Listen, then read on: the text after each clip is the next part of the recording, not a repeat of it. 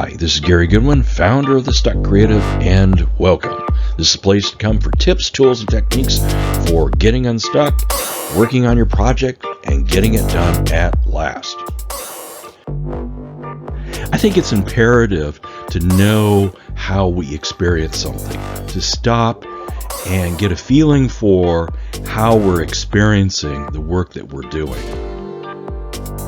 How we experience our work sessions, how we experience our creative work will change over time as we progress as creatives. However, it should be looked at from time to time because we may have a mismatch in our mind of what we think we will be experiencing in a work session and how we actually experience the work session. Even if we've had tons of experience in training, I think it's worthy of a pause before we jump into something cold, especially if we jump into something cold. So we're prepared for the shock. So we are aware that it's going to be in conflict maybe from what we were doing preceding this. And maybe that's why we need a cup of coffee or a glass of wine sometimes to get started, or something else to soothe us, to comfort us a little bit during the transition. But if we can remind ourselves we made it through the blisters before, we made it through the hard work before, that we can do this, we've made it through the frustrations of starting something cold or starting something that exceeds maybe our abilities, or maybe just getting down to work is painful. We made it through frustrations, we made it through the ups and downs of projects, and we can do this. Do a little pause to get mentally ready because we're going to do something that's difficult, challenging, and hard.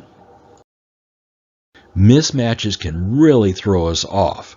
They can hit us hard, especially if we had not done a mental preparation for the work day, for the work session. They can really shock us. They can get us to quit sooner than we normally would. They may even be strong enough to keep us from coming back the next day.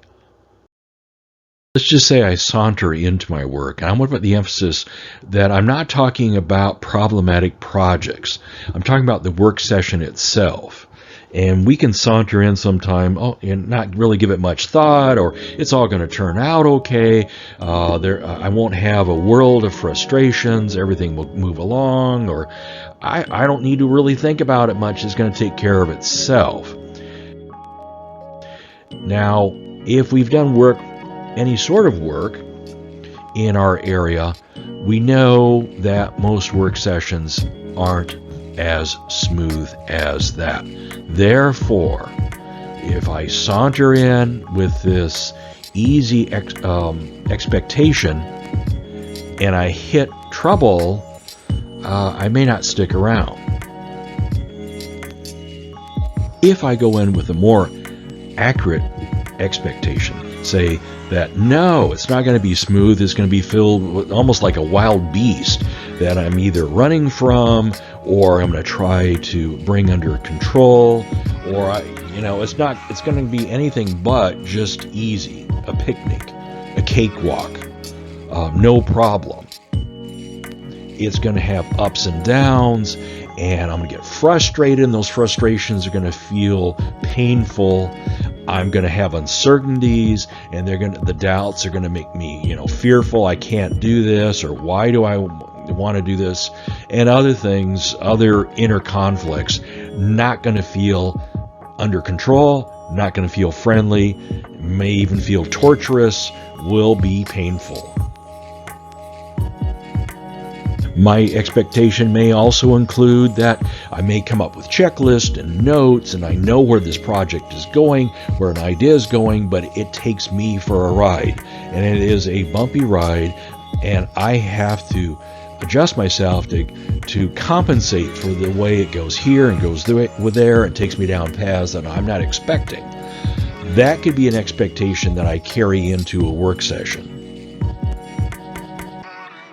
I think the old fairy tales collected by the Grimm brothers and others may have something to teach us. At least it was trying to teach children there are trolls under bridges, there are witches and wolves in the forest, and all sorts of other things that will be obstacles.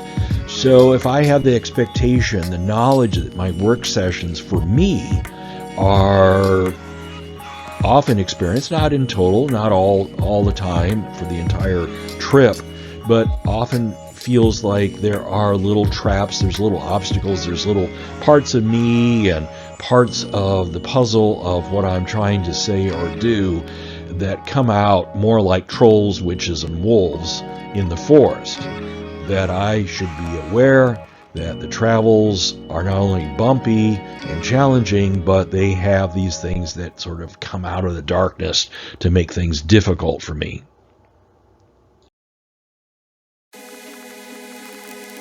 I'm sure a question that's starting to come up for you is, do you have a mismatch between your expectations of what happens in a work session and your experience of the work session? We can spot mismatches going through a basic process. Step one is, as we know them now, describe each of your types of work sessions. What I mean by types, there may be the one, what is my experience of the work session when I'm returning to a project I haven't touched in weeks? What is that like for me, that first work session? Or what is it like when I start a new project? What do I experience within that type of work session? Or maybe a more neutral one, everything is okay, I've been working on it for a while, and I'm here to put in my time, I showed up without problem, and what's my experience of the work session under those circumstances? And the last one is, what's the work session like when I'm down, or when my energy's low, or I have something that's hanging over me outside of the project itself? What are those experiences for you? And we do need some details. We need to be looking, this is what you'll record. What are you feeling in that work session? Now there'll be ups and downs, and you don't need to write down every second of the work session, but enough, maybe, the first minute, the first 10 minutes, at the end of it, describing it out. So what you're feeling, also physical sensations. Do you feel edgy? Do you feel calm? Do you feel somewhere in between? Do you feel, nervous? Do you feel, what are you feeling physically? So you got the emotional side and the bodily side. Thirdly, go ahead and record. This is the especially interesting part and important part. What are you thinking? What are the thoughts that are coming up? Probably at the same time, the bodily feelings are coming up and the emotional feelings are coming up. What's going through your head? Why am I doing this? Can I do this? Why did I take this on? Or this is going well? Or maybe your head is totally clear and every thought is about the project itself, the next thing you need to do. Record at that level of detail. And if you have the opportunity to keep those lists, so the next time you're in those particular types of work sessions, add to those notes. We want to capture what is truly going on in the work experiences, the raw, objective reporting, as objective as we can make it. That is the part of capturing it in detail. Now that you have that description, you can look for signs of mismatch. Is there a lot of resistance to being there, to doing the work, of putting up with the process? Is there confusion? I have suddenly confusion comes into the picture and I don't know where to go next. It's not a problem-solving sort of thing.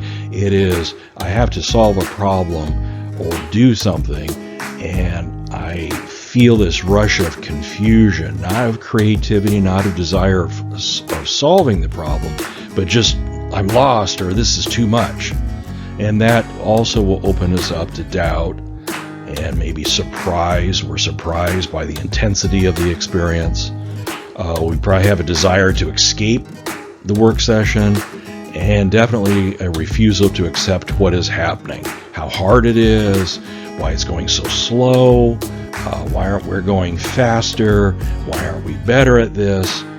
all those sorts of things, I think, are good signs that maybe we were not prepared. We were not anticipating what this work session was like. So now we're being hit almost like the first time, even though this could be the 1000th time. We're hit for the first time by this type of work, what is required of us in the work, and other things that we could have anticipated. Analogies are very helpful because it's sort of like the old thing, a picture is worth 1,000 words. Well, an analogy, especially if it's spot on or pretty close, saves us from a lot of, intellectualizing and searching for ways to describe something if we can find the analogy. Now, I've used several earlier in this presentation. I talked about trolls and witches and wolves and beasts and being on the back of a horse at a rodeo. Is there your true experience, not what you want it to be, but what it is for you? And again, if you're aware of the various types of work experiences you have, the one is picking up a project you haven't touched for a while. One is picking up a new project. Another one is, I don't know, maybe you have other types of work experiences, just a regular day. What is a pretty good or a very good analogy for describing, for capturing in 1,000 words and with an analogy of your work experiences? How would you prepare for it now that you know it? How would you prepare to be ready for that analogy? How would I prepare for riding that horse? The main way we need to prepare usually is around the emotional side or the bodily side. If we need to get some exercise in before we do the work session so we won't be so fidgety, won't be so stressed, then that's a good match. What can we do to counter what we know is ahead of us? Since we now have a clear analogy, a clear understanding what that experience is like, we're not going to be caught off guard. We can prepare for it. If that got us closer to removing any, edginess or fidgetiness, but didn't quite do it, try adding something else to it until we get it. There's no rush on this. One thing that I have learned, and I've learned from others and working with others, we can come up with a plan. We know this, an idea, but it's a long way before it's implemented and a long way or time before it's a habit that we are really masterful with it. So don't expect instant results with this, but be looking for areas to tone down. I wouldn't say, oh, okay, I'm unhappy about working. Okay, I'm going to flip a switch and be totally happy. Looking for things within the session and outside of the session that can take the edge off, that can reduce any interference from on the emotional side or the physical side. And oftentimes, all we need is to reduce it enough that the amount of our intentions to get something done is greater, not totally supplanting our desire to stop working or to be fidgety, but to be enough greater than to be the stronger force to keep us in our work session, to keep us clear, to keep us strong in our work session. Of course, tools help. From timers that you set for 20 minutes. I have some information about the tomato timer approach, where you set a timer for 20 minutes. In the back of your head, you know that when that thing goes off, you just need to get through that block. You can set another block, but you just keep moving along. You hear the clock ticking. It's approaching 20 minutes. It gets you through it. Another possibility is accountability partners. Now, you can either have someone with you physically who's working on their own project at the same time, and you say you're going to work together for the next hour or two, or you can do virtual accountability partners where you have your computer camera on, they have theirs on, and you can see each other working away, working on different sorts of things. At the end of the selected time period, you compare notes. Also, you could have asynchronous accountability partners, meaning that you have a friend who's working on something and you give each other the deadline that by Tuesday night at 5:30 p.m. You'll have sent the other person, the other partner, an email saying, did you or did you not get something done, or how was the experience? What are the questions around that? You can play music. You can have stronger coffee. There's a book called Daily Rituals. I think it's only about writers, and talk about a huge array of tools that they use.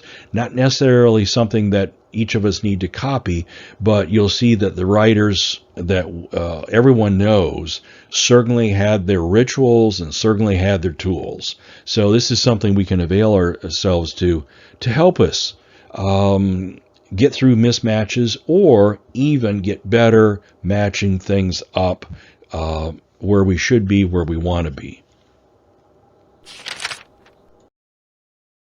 I think something that smooths over, or if we're going to continue living with a mismatch, makes them more tolerable, that is acceptance. And mismatches may totally disappear with this, and maybe acceptance comes automatically with experience, that we know the territory, that if we are working on projects long enough, we consciously or unconsciously accept what comes with that sort of work. Acceptance doesn't mean that you necessarily have to agree with it or like it or support it in some way, but it's ending the pushback against it. Again, the biggest thing many of us face is we're not moving fast enough, we think. Well, that's our own standard. It's the standard that we have set. We have to ask, who's stronger here? Which way do we need to go? We can have our own standard of what things should be, what they must be, what I really desire them to be, versus what is the work asking us to be? What is the work requiring us to be? And that can be quite different. There's certain work that I've done that I quickly found that the work was not going to change. Between the two of us, it was me. I was going to have to change, and I was going to have to change and fit myself to the work. There are more things to be done to make your work easier and longer, more productive, and you can find them at The Stuck Creative, where you'll find tips, tools, and techniques for getting unstuck, staying working, and getting your projects done at last. And you'll find it at thestuckcreative.com. Sign up there so you can get updates, new activity, new information, and you can also go to the YouTube channel and sign up there. I will see you next time. This is Gary Goodwin, founder of The Stuck Creative, and see you later.